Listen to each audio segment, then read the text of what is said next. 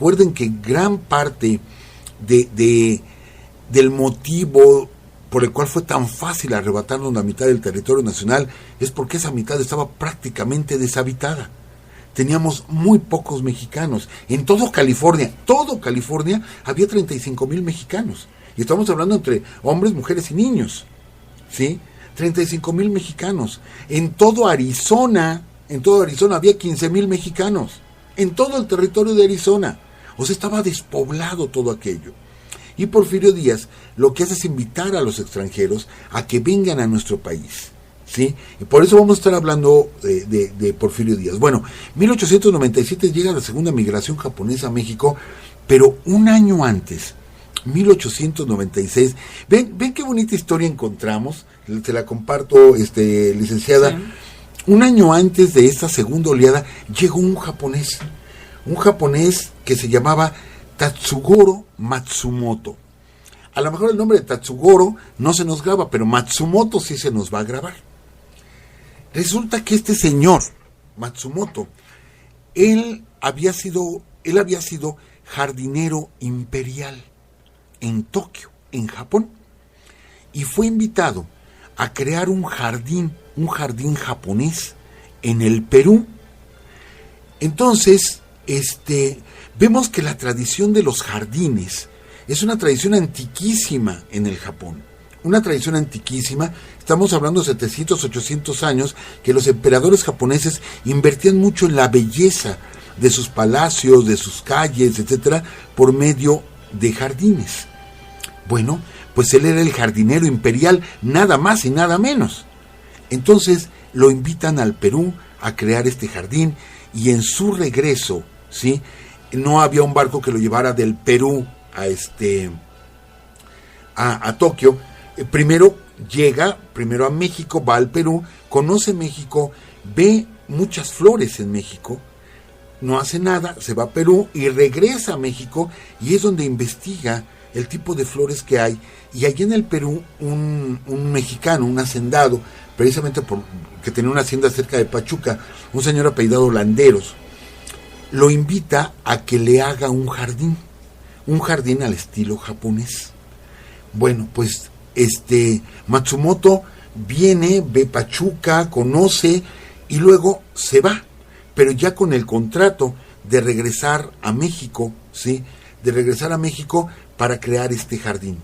Para entonces llega a Estados Unidos, lo invitan, ¿sí?, a que construya algunos jardines en San Francisco, se embarca y se va para el Japón. Pero cosa curiosa, ¿sí?, él se lleva los primeros nopales. Los nopales mexicanos, se lleva semillas y los siembra en Japón, unos años que duró allá. Y de hecho hay una fotografía muy curiosa del señor Matsumoto dentro de una nopalera que uno dice, debe estar aquí en Milpa Alta o en Xochimilco, o no sé, en algún lugar así tradicional de México. No, está cerquita de Tokio, lleno de nopales el señor. Pues bien, el señor habla con su familia, ya no era jardinero imperial, y les dice, voy a México a hacer dinero y regreso por ustedes. Y se regresa a México, pero se trae con él la primera carga de árboles bonsáis a México. Pero cuando él viene de regreso a México, resulta que hay una guerra, la guerra ruso-japonesa, el barco es desviado, tienen que ir a las costas de China. Bueno, el chiste es que el señor tardó 2 años en barco, 2 años en llegar a América. Pues cuando llega a América, pues todos los bonsáis ya se habían secado, ¿sí? Ya no los pudo recuperar. Pero llega, se instala en México y empieza a hacer jardines, sobre todo en las zonas ricas de la Ciudad de México. Estamos hablando de la colonia Juárez, de la colonia Condesa, etcétera. Empieza a crear jardines. Tal es su fama que el presidente Díaz y su esposa, Carmelita, lo invitan al castillo de Chapultepec. Y él crea los jardines del castillo de Chapultepec y empieza a crear jardines en el bosque de Chapultepec. A tal grado es la fama de Matsumoto que cuando las fiestas del centenario, Porfirio Díaz invita a varios grupos de extranjeros a participar en las fiestas, y el pabellón japonés que se encontraba en lo que hoy es el Museo del Chopo, ¿sí?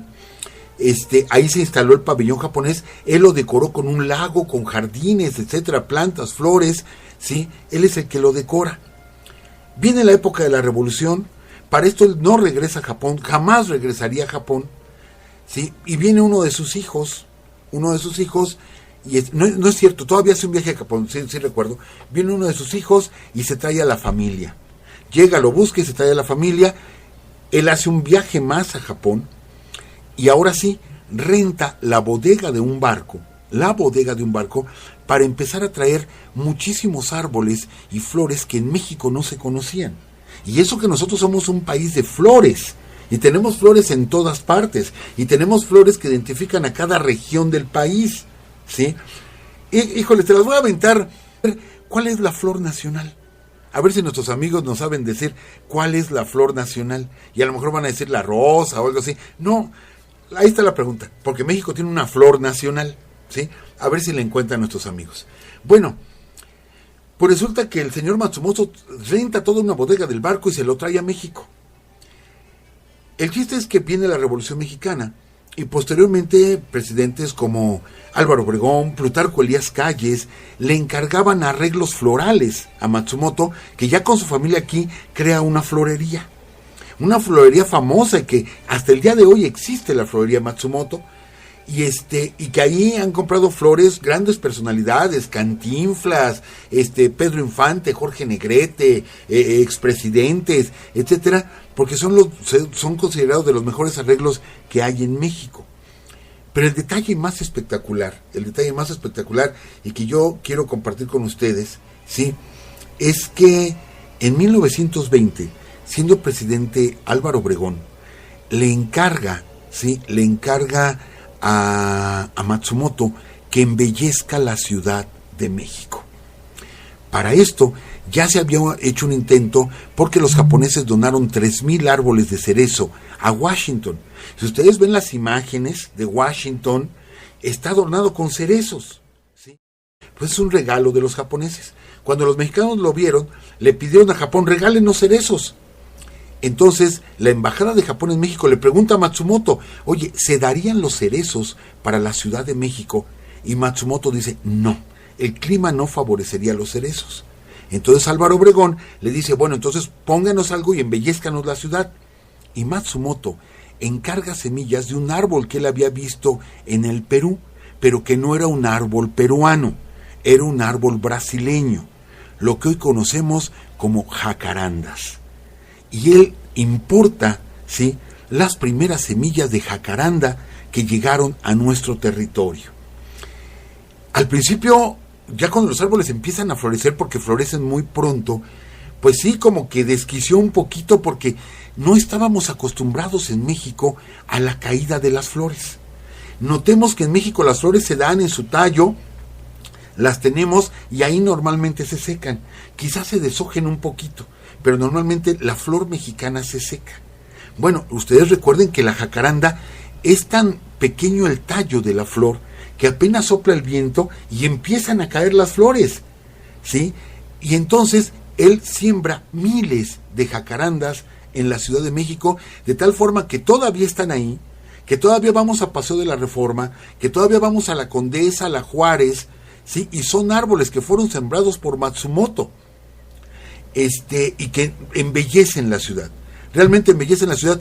Yo sé que a veces, sobre todo, es más, no les exagero, ahorita el coche de mi propiedad viene con el toldo lleno de jacarandas, porque lo puse debajo de una jacaranda, llovió y se cayó el montonal de flores, y bueno, sí, de pronto decimos: ya me ensuciaron el coche, pero la verdad es que la imagen de todo el piso lleno de flores, la verdad que es hermosa esa imagen, ¿sí? Y ahí me ha tocado ver el Paseo de la Reforma, pero yo no sabía esta historia, de que había sido un japonés el que los había traído y el que había recomendado que se pusieran. Y de hecho llegaron a México varios árboles, el trueno, varios árboles que fueron traídos precisamente por la familia Matsumoto.